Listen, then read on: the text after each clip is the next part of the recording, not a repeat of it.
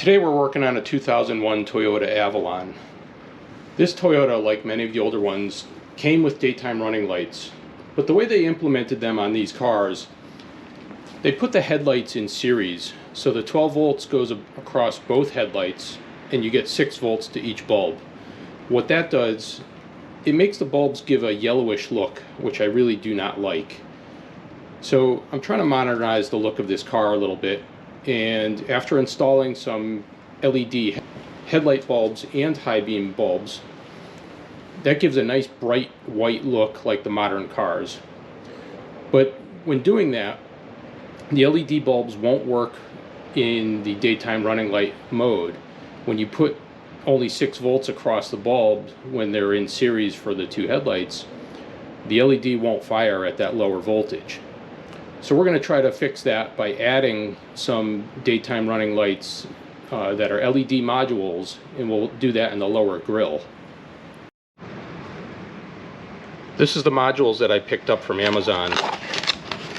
They say they're made to fit a European car. They have a bit of a curve to them, which I'm hoping will fit well inside these bumper openings. And it looks like we can just about get it in there. It's not exactly flush mount, but close enough, and I think we can make it work. And that'll give this car a nice look. In order to connect LED daytime running lights, we need to find the 12 volt source that lights up the original daytime running lights in series. So if we come closer here, we find the daytime running light relays and fuses are in this little box here. So we're going to pull this out and probe into the wiring a little to figure out where the 12 volts are that lights up the daytime running lights, and we can hopefully tap into that to drive the LED modules directly.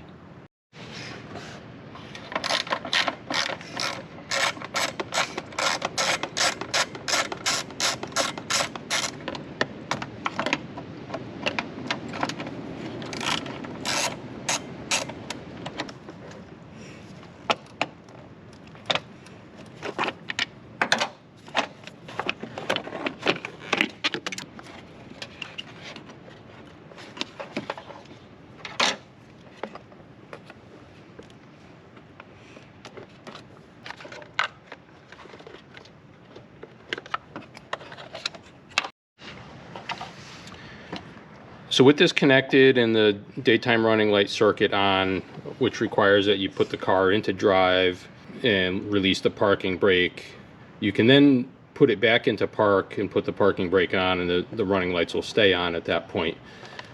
I then probed around and found this wire here.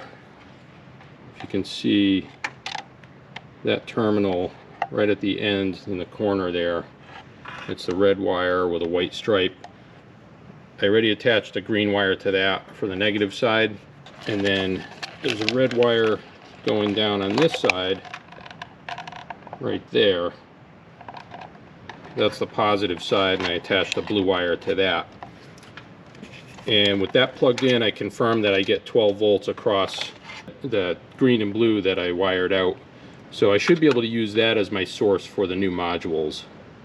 Now I can look around and find where I dropped that screw, because I was not careful when I flipped it over and dropped one in the engine bay. And of course it's not underneath the car, I already checked that. So let's look around. Oh, I see it down there. Let's get our magnet down there without sticking to anything.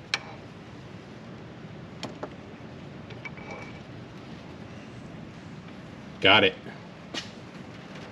All right, we can put this module back in place now.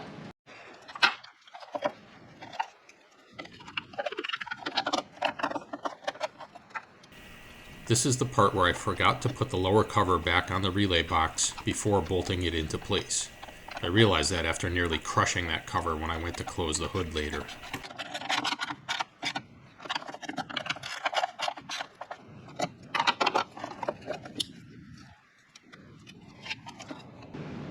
So this module doesn't have any mounting tabs, but it looks like there's these little holes that a screw can go in. So we'll have to work out a bracket to get that mounted. So the angle on the left side almost exactly matches the cutout in the bumper. The right side has this other flare out that I think we're just going to trim that off. And we have this piece of plastic in the bumper that comes up against here. We may be able to put a strap around that to help secure that side. And then down in the back there's a couple of studs that exist as part of the metal frame. Might be able to fashion up a bracket to hold the outer side of the light. And that way it'll be, if it's held at both ends, it shouldn't vibrate, it should sit there without any real movement.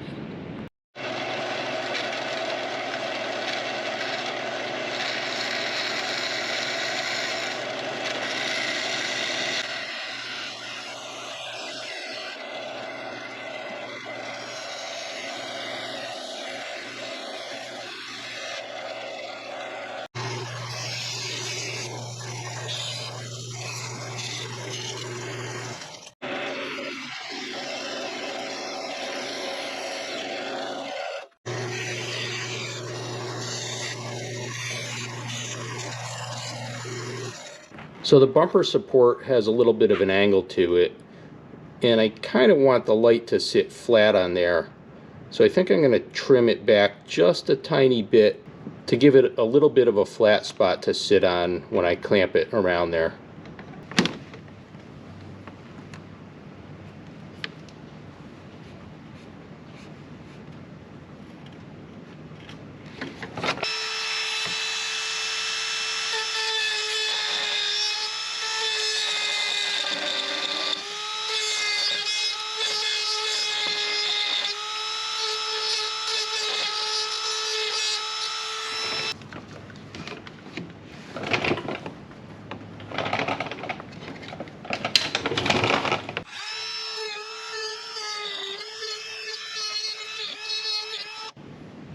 That looks good. The light curves a tiny bit more than the bumper, but that'll hardly be noticeable. I think that'll sit in there nice and flush and look good, like it's supposed to be that way.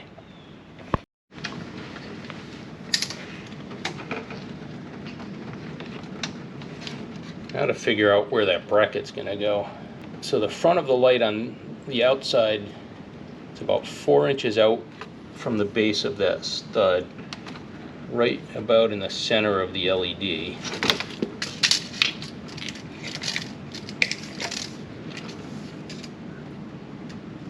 So if I place that right there, I need the bracket to come out about 2 3/4 inches and just over a little to capture that hole. I think on the other side it's going to be hard to get a screw in from the back, but maybe if we attach a bracket to the light where it can slip around and just hook onto the bumper support, then the other bracket can be bolted in. I think we can get underneath to get a nut on there.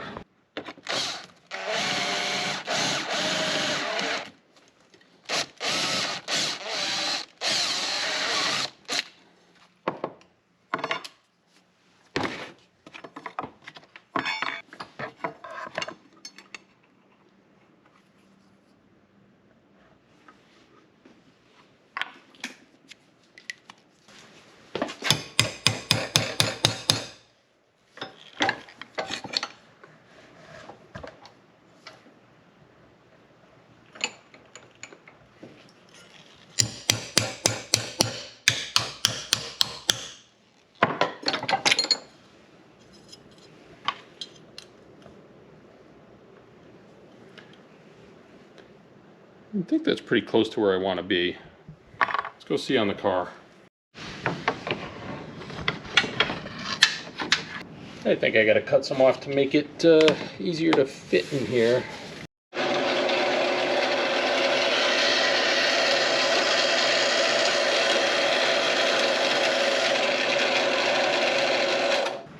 That fits a little better. I got to bend that out a little. And that might be about right. So we'll tweak that a little bit and see if we can make it work.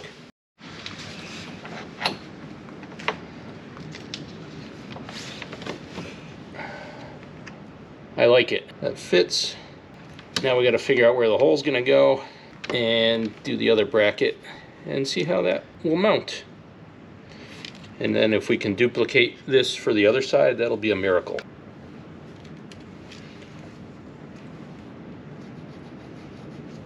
Seems like it's about there. I can work with that.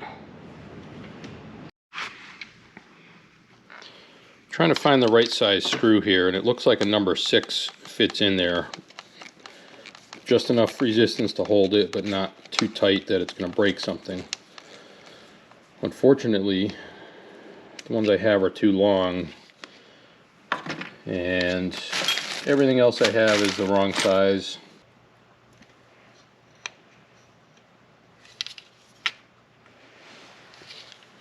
I think that's right about where I wanted it.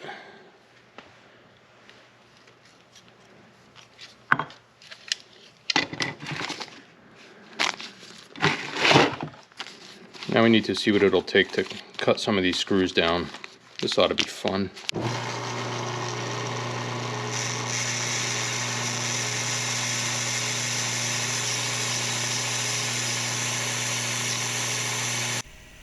It turned out to be pretty easy to just grind the screws down on the belt grinder.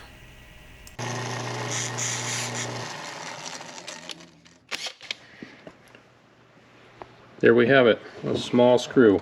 The screw's a little short, but it's enough to grab it and see if it'll fit. Seems like the angle of the bracket is preventing it from getting on there. I've got to open up that hole a little better.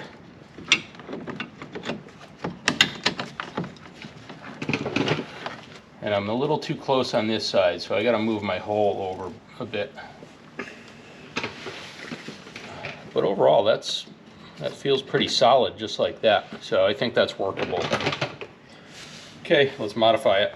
I gave it a little more rake.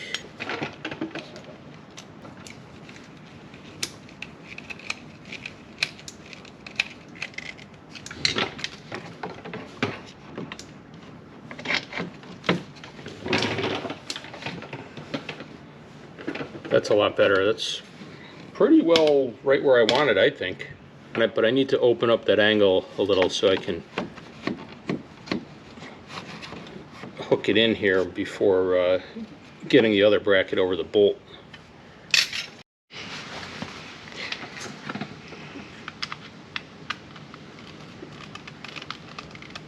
Knocked out another bracket, a little shorter. Let's see how that works.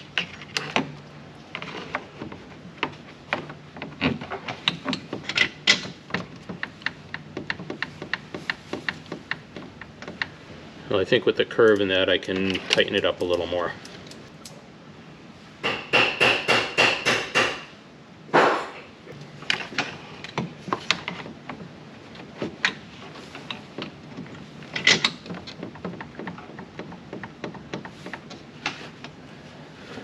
No difference. Well, I have more than enough room on that bracket to tighten it up further if I push it over that way.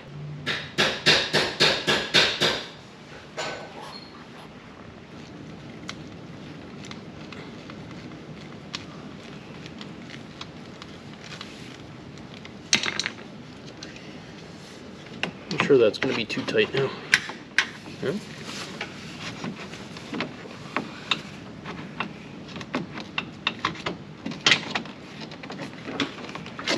Ah, that's good and snug on there. I think that might work. So we've got all our parts made up. Now I'm going to see if the right side will fit, and then we'll get it all mounted up.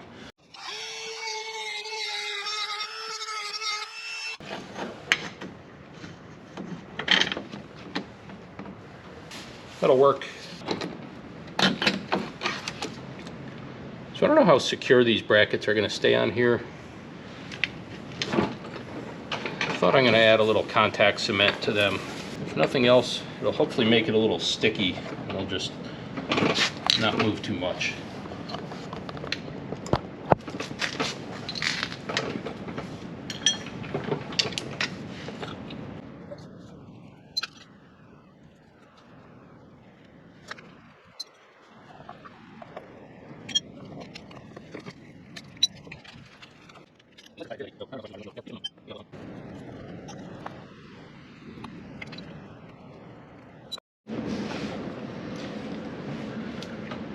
Now these are not weather pack connectors, so I'm going to put a little silicone grease in them to hopefully keep corrosion out of them.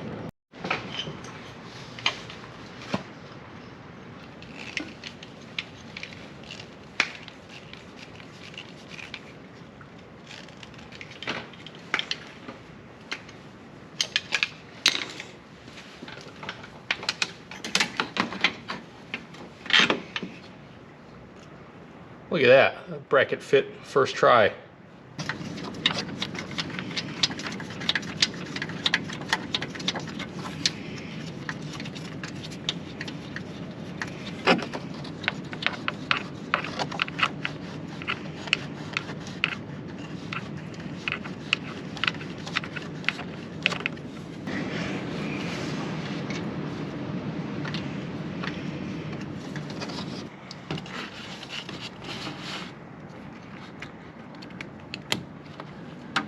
Not entirely happy with that connector being a non-weather pack.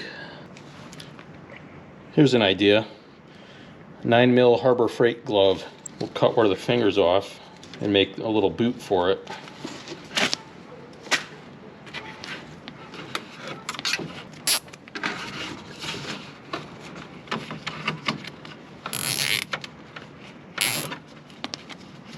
Between that and the grease in there, I think that ought to be fine.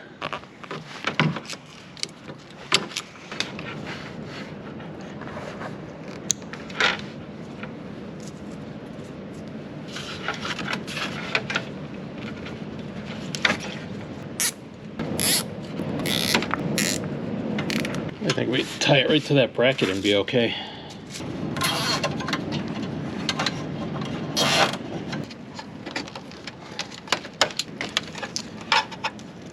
Now we just have to do a nice little splice here.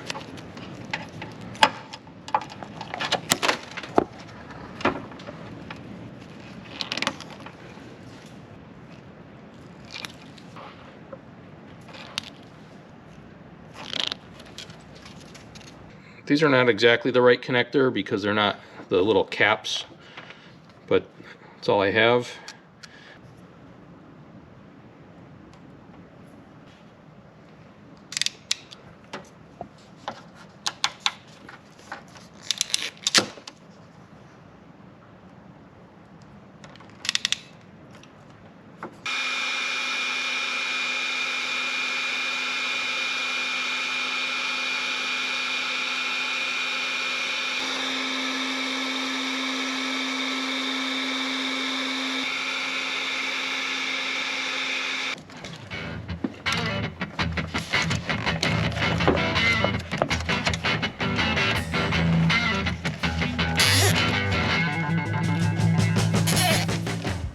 And that's it. And here's how it looks. I'm very happy with the results. They fit really well into the openings and make the car look great. The color seems very close to the headlights as well. Thanks for watching.